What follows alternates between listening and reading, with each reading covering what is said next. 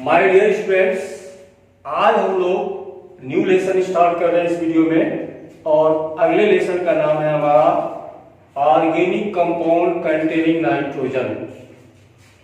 अभी तक जो हम लोगों ने जो भी वीडियो या जो भी हमने सिलेबस लिया, हम सिस्टमेटिक चल रहे हैं। पहले हमने लेसन लिया था हेलो एल्केन हेलो इथेन, उसके बाद हमने लिया अल्कोहल फिनाल ईथर, फिर हमने लिया aldehyde ketone carboxylic acid, and today we discuss about organic compound containing nitrogen। तो अगर आप हमारी बातों को, हमारी इस मटेरियल को अगर आप पसंद कर रहे हैं तो आप सब्सक्राइब करें, इसको शेयर करें और हमारी एनर्जी को, आप हमारी पोटेंशियल को इंक्रीज करें, ताकि हम जो है आपको होल सिलेबस जो भी केमिस्ट्री का है, चाहे वो 12th का पेपर 1, पेपर 2 तो लगभग हम लोग चली आ रहे हैं। अभी 2 लेसन और जो बचे हुए हैं उनके वीडियोज, और जो आपका पेपर 1 है उसका सिस्टमेटिक हमारा वीडियो जाएगा। बशर्ते आप हमारे एनर्जी को इंक्रीज करें, पोटेंशियल को इंक्रीज करें। और ये एनर्जी पोटेंशियल तभी इंक्रीज होगा जब आप हमको सपोर्ट करेंगे, हमको लाइक करेंगे, सब्सक्राइब करेंगे, ताकि हमारी जो है एनर्जी इंक्रीज हो। ओके, तो हम सीधे चलते हैं अपने टॉपिक पे। तो अगला हमारा जो है लेसन है, लेसन का आज हम थोड़ा इंट्रोडक्शन पार्ट ही पढ़ते हैं। Organic compound containing nitrogen. हमें ऐसे कंपाउंड का डिस्कशन करना है जिसके अंदर नाइट्रोजन है। हालांकि पहले सिलेबस में NO2 ग्रुप भी मौजूद था, लेकिन अब जो है सीधा ये जो आपका लेसन है NCERT के सिलेबस के अनुसार सीधा अमाइन से चालू है। हम देखें तो सबसे पहले अगर नाइट्रोजन कंटेनिंग ऑर्गेनिक कंपाउंड की बात आती है तो बात आती है अमाइन की। अमाइन क्या होता है अगर हम डिस्कस करें तो ये हमारा अमोनिया है, NH3 कहते हैं। इस अमोनिया में एक लोन पेयर ऑफ इलेक्ट्रॉन है, ये जाना बहुत जरूरी है। सबसे पहले जब हम अमोनिया का स्ट्रक्चर याद रखें, क्योंकि ये जरूरत बार बार आएगा और वहां आप कंफ्यूज नहीं होंगे। अगर हम अमोनिया की बात करते हैं तो नाइट्रोजन के पास कितने सीमा बंध बन रहे हैं? 3 बन रहे हैं। अगर हम 3 की बात करें तो निश्चित है कि 3 सिग्मा अगर बन रहे हैं तो हाइब्रिडाइजेशन यहाँ कैसा होना चाहिए था? sp2 होना चाहिए था। एंगल 120 डिग्री होनी चाहिए थी, लेकिन अमोनिया का जो एंगल होता है वो निश्चित है कि 107 डिग्री 14 मिनट होता है। और अमोनिया का जो शेप होता है वो पिरामिडल शेप होता है। ये शेप आपका गलत है, अमोनिया का शेप समथिंग पिरामिडल शेप होता है। ऐसा क्यों? तो हमने देखा इस शेप को और एंगल को सजेस्ट करने के लिए हमने एज्यूम किया कि अमोनिया में जो नाइट्रोजन है अंडरगोज sp3 हाइब्रिडाइजेशन। तो जब sp3 हाइब्रिडाइजेशन में आया तो निश्चित है कि sp3 हाइब्रिडाइजेशन में इसने 3 बॉन्ड पेयर और एक लोन पेयर बनाया। तो 3 बॉन्ड पेयर और एक लोन पेयर होने की वजह से आप अमोनिया को इस तरीके से दिखा सकते हैं, क्योंकि नाइट्रोजन के बाहर 5 इलेक्ट्रॉन है, 5 में से 2 लोन पेयर है और 3 ने हाइड्रोजन के साथ बॉन्डिंग किया हुआ है। तो हम कहेंगे कि एमाइन क्या होता है? तो एमाइन की डिफिनेशन है कि amine are alkyl derivative of ammonia. Ammonia का अल्किल डेरिवेटिव जो है एमाइन कहलाता है।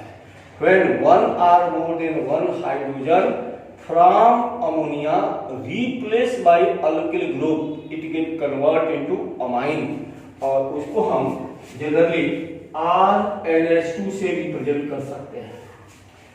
तो सबसे पहले अमाइन की डिफिनेशन हमारी क्या हो गई? तो हम कहेंगे कि when 1 or more than 1 hydrogen from ammonia replaced by alkyl group, then they are called amine। या ये कहेंगे कि amine are alkyl derivative of ammonia.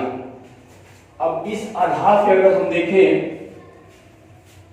तो मान लो अगर हमारा ये अमोनिया है NH3, मान रहे हम प्लस R ला रहे हैं, माइनस H निकाल रहे हैं, तो क्या बन जाएगा?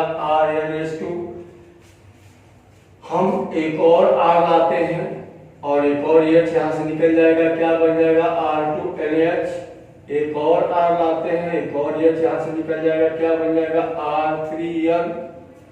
तो this is the primary amine, this is the secondary amine and this is the tertiary amine. तो इस तरीके से आप याद रखोगे कि when 1 hydrogen replace by 1 alkyl group they are primary amine, और प्राइमरी अमाइन की पहचान क्या होगी? RNH2, they contain NH2 group, amine group. Secondary amine कब बोलोगे? When 2 hydrogen replace by 2 alkyl group, तो उसे कहेंगे secondary amine and they are represented by R2NH। Tertiary amine कब कहेंगे? When all the 3 hydrogen from ammonia replace by 3 alkyl group, they are known as tertiary amine. अब हमारे पास question mark आता है कि इनका नाम हम कैसे लिखेंगे। तो नाम में हम सबसे पहले चलते हैं कॉमन नेम।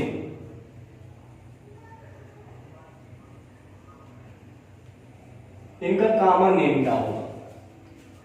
निश्चित है, जैसे मान लो कि अगर हमको लिख दिया जाए CH3NH2 या लिख दिया जाए C2H5NH2, ये तो हमारा प्राइमरी अमाइन हो गया। या सेकेंडरी अमाइन मान लो हमको लिख दिया गया CH3NH CH3, या ये भी हो सकता है लिख दिया जाए CH3NH C2H5। टर्शियरी अमाइन हो सकता है लिख दिया जाए CH3 का होल थ्राइस N, या ये भी हो सकता है लिख दिया जाए CH3 का होल ट्वाइस N C2H5, ये भी हो सकता है। या ये भी हो सकता है लिख दिया जाए CH3N C2H5 और नीचे अगली चेन हो C3H7।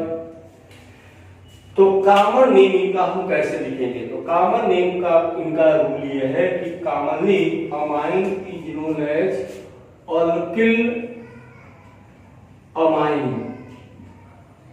Alkyl amine, primary amine को हम क्या कहेंगे? अल्किल अमाइन कहेंगे। सेकेंडरी अमाइन को क्या कहेंगे? Di alkyl amine. Tertiary amine को क्या कहेंगे? Try alkyl amine. बट अब जैसे इसका नाम अगर पूछे हमसे, तो क्या नाम होगा? Methyl amine, ethyl amine.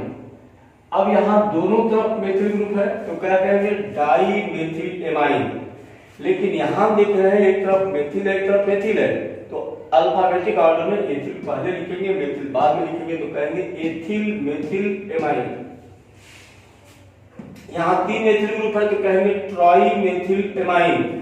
यहां 2 मेथिल है एक एथिल है तो क्या कहेंगे? Ethyl di methyl amine. और यहाँ तीनों अलग अलग हैं तो अल्फाबेटिक में पहले एथिल आएगा, उसके बाद मेथिल आएगा, तो आपका प्रोपिल आएगा, तो कहेंगे एथिल मेथिल प्रोपिल एमाइन।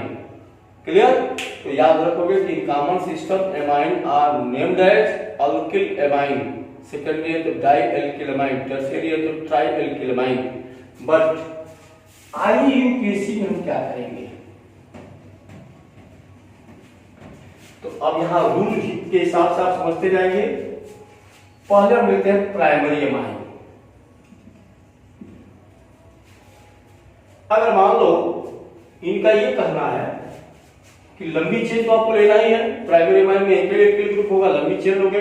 लंबी चेन में आप ये देखोगे कि NH2 उधर से आपको काउंट करना है जिधर से उसको नंबरिंग कम मिलेगी, क्योंकि ये फंक्शनल ग्रुप है।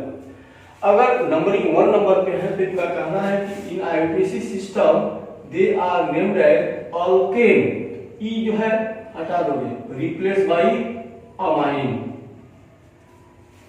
ई replace by amine that is named as अल्केनेमाइन।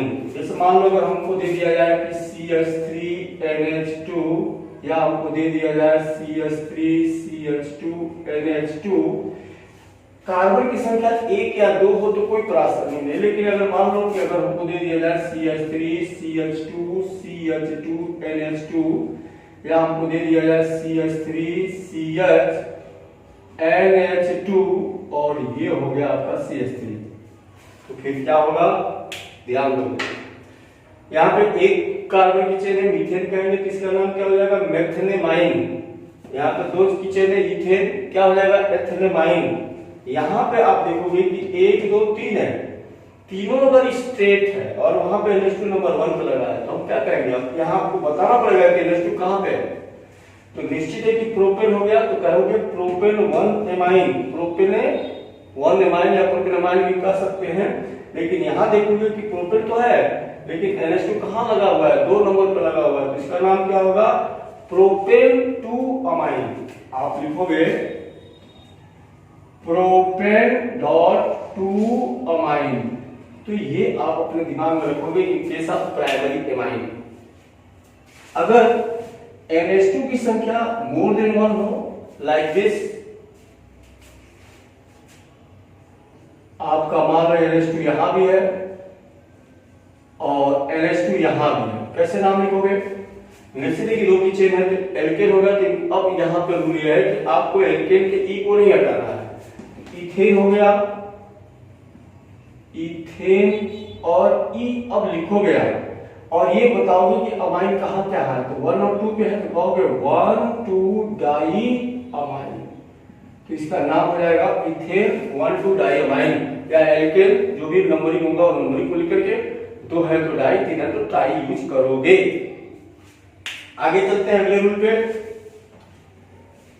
अगर मान लो सेकेंडरी एमाइन है, in case of secondary amine, तो सेकेंडरी एमाइन में क्या होगा? जैसे मान लो आपका हो गया CH3 NaHCH3, या तो ऐसा हो सकता है, या आपका हो गया CH3 NaHC2H5, ऐसा हो सकता है। तो इनका ये कहना है कि अगर दोनों सेम है तो एक को एल्केनेमाइन कहोगे और एक को यन एल्किल कहोगे, तो सेकेंड एमाइन का क्या होता है? यन अल्किल, अल्केन अमाइन, ये इसका फार्मूला है। तो इसको हम क्या नाम देंगे? यन मेथिल, यन मेथिल मेथनेमाइन, एन मेथिल मेथनेमाइन। लेकिन अगर दोनों अलग अलग है, एक छोटा एक बड़ा है, तो यहाँ रूल है कि जो बड़ा है उसको पेरेंट मानना है, आपको बड़े वाले को अल्केनेमाइन यूज करना है और छोटे वाले को एल्किल यूज करना है। तो इसका नाम क्या हो जाएगा?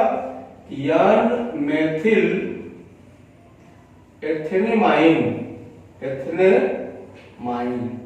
तो in case of secondary amine हमको ये वर्ड याद रखना है कि यन अल्किल एल्केनेमाइन। यन एल्किल किसके लिए? छोटे एल्किल ग्रुप के लिए, और एल्केनेमाइन किसके लिए? जो बड़ा एल्किल ग्रुप है उसके अंत में ई को हटाकर अमाइन इंट्रोड्यूस कर देंगे। लेकिन अगर टर्शियरी एमाइन है तो टर्शियरी एमाइन अगर हमारा है, जैसे R3N है, तो इसके लिए हम यूज करते हैं यन यन। अगर दोनों सेम है तो di alkyl, NaN di alkyl alkane amine, ये हमारा फार्मूला होगा। NaN di alkyl alkene amine. अगर दोनों एल्किल ग्रुप सेम है तो, अलग अलग है तो हम अलग अलग अल्फाबेटिक ऑर्डर में लिखेंगे। जैसे मान लो अगर हमने लिख दिया CH3 NCH3 और यहां भी CH3, तो अब किसी एक ही को हमको पेरेंट मानना पड़ेगा, दोनों सेम है, तो हम यहां क्या यूज करेंगे? यन डाई मेथिल, क्या? मेथनेमाइन। लेकिन अगर मान लो एक तरफ CH3 है, एक तरफ C2H5 हो गया, अब इसका नाम क्या हो जाएगा? यन डाइमेथिल, क्या कहोगे? एथेनेमाइन। अब यहां आप यूज करोगे एथेनेमाइन। लेकिन अगर मान लो यहां पे C3H7 हो जाए तो फिर क्या करोगे? तो ऐसी स्थिति में अब हम देखेंगे कि बड़ी चेन कौन है। तो बड़ी ये है, इसको एल्केनेमाइन यूज करेंगे और ये दोनों क्या हो जाएंगे?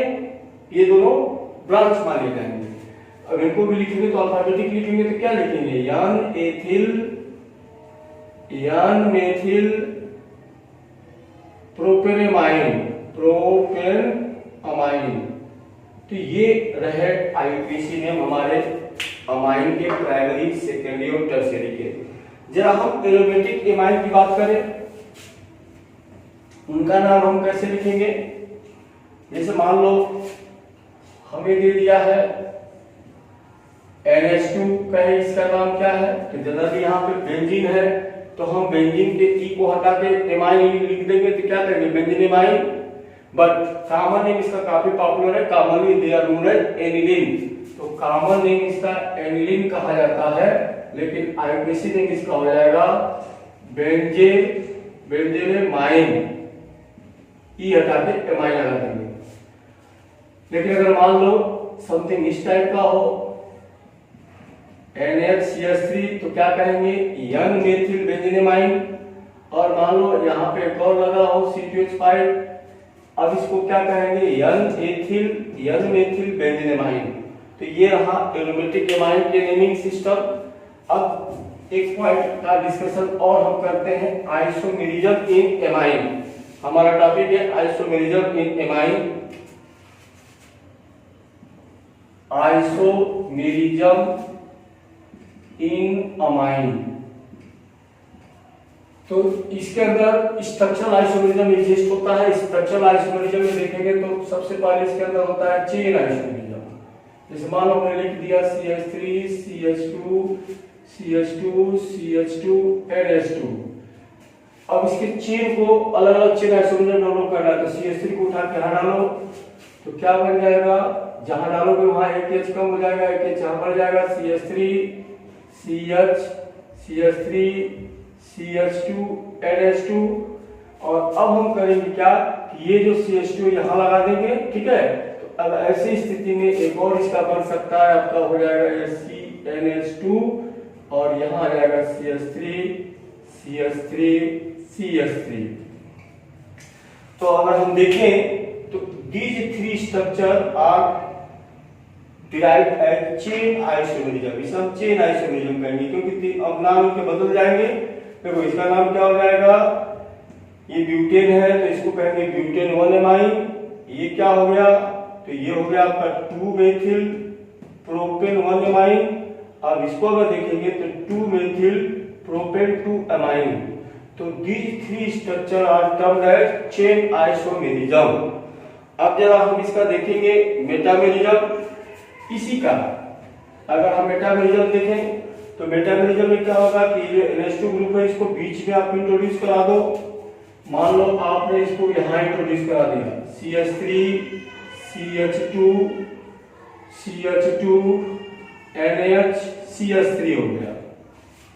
और अब इस NH को यहाँ ला दोगे तो बन जाएगा CH3 CH2 NH CH2 CH3 हो गया।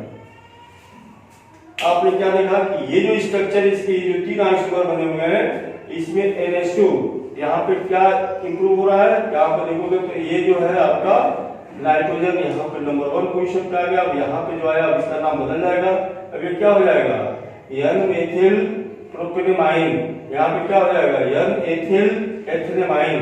तो इसे हम कहेंगे मेटामेरिज्म। मेटामेरिज्म का मतलब होता है, जैसे ईथर में हम लोग पढ़े थे कि ऑक्सीजन या नाइट्रोजन का जो पोजीशन है, अगर हम पोजीशन को इंटरचेंज करते चले जाएं तो these are termed as metamerism. उसके बाद हम देखेंगे पोजीशन हम वेल नोन देख सकते हैं कि अगर मान लो हमारा एग्जांपल हो CH3 CH2 CH2 CH2 NH2, ये नंबर 1 पोजीशन पे यहाँ ला देंगे तो CH3 CH2 CH NH2 CH3। तो this is the position isomer. इसका नाम क्या हो जाएगा आपका ब्यूटेन 1 एमाइन, जबकि इसका नाम हो जाएगा आपका ब्यूटेन 2 अमाइन। तो ब्यूटेन 1 एमाइन या butane 2 amine are exist as position isomer. और लास्टली होता है फंक्शनल आइसोमेरिज्म। फंक्शनल आइसोमेरिज्म हम क्या देखेंगे कि इसमें जो है आपका फंक्शनल ग्रुप जो है निश्चित है कि कैसे डाइवर्ट हो रहा है देखेंगे। जैसे मान लो अगर हमने ले लिया CH3 CH2 CH2 NH2, अगर हम देखेंगे तो ये हमारा कौन सा एमाइन होगा, ये हमारा होगा प्राइमरी एमाइन। ये क्या होगा हमारा प्राइमरी एमाइन। अब हम इस एमाइन को जरा यहाँ पे डाल देते हैं तो CH3 CH2 NaH और ये आपका हो गया CH3। तो ये आपका हो गया सेकेंडरी एमाइन। और एक H को यहाँ डाल के और हम इसको ऐसा भी लिख सकते हैं CH3 N CH3 CH3। तो आपने देखा कि structurally all these three have same molecular formula but differ in functional, that is they are primary amine, they are secondary amine and they are tertiary amine। तो आज के इस video में हमारा इंट्रोडक्शन पार्ट था ऑर्गेनिक कंपाउंड कंटेनिंग नाइट्रोजन। उसमें हमने देखा अमाइन, हमने कहा कि amine are alkyl derivative of ammonia. फिर हमने देखा कि अमाइन के 3 क्लासिफिकेशन है प्राइमरी सेकेंडरी टर्शियरी। अगर एक एच को एक एल्किल ग्रुप रिप्लेस करता है तो प्राइमरी 2 करता है, तो सेकेंडरी 3 करता है, तो टर्शियरी। फिर हमने उनके नेमिंग सिस्टम देखा। नेमिंग सिस्टम में हमने देखा कॉमन नेम में उसको हम अल्किल एमाइन कहते हैं। आईपीसी में उनको हम अल्किल अल्केनेमाइन कहेंगे। उसके बाद हमने आइसोमेरिज्म का डिस्कशन किया। अब नेक्स्ट वीडियो में हम अगले इसके टॉपिक पे आएंगे। Okay, thanks.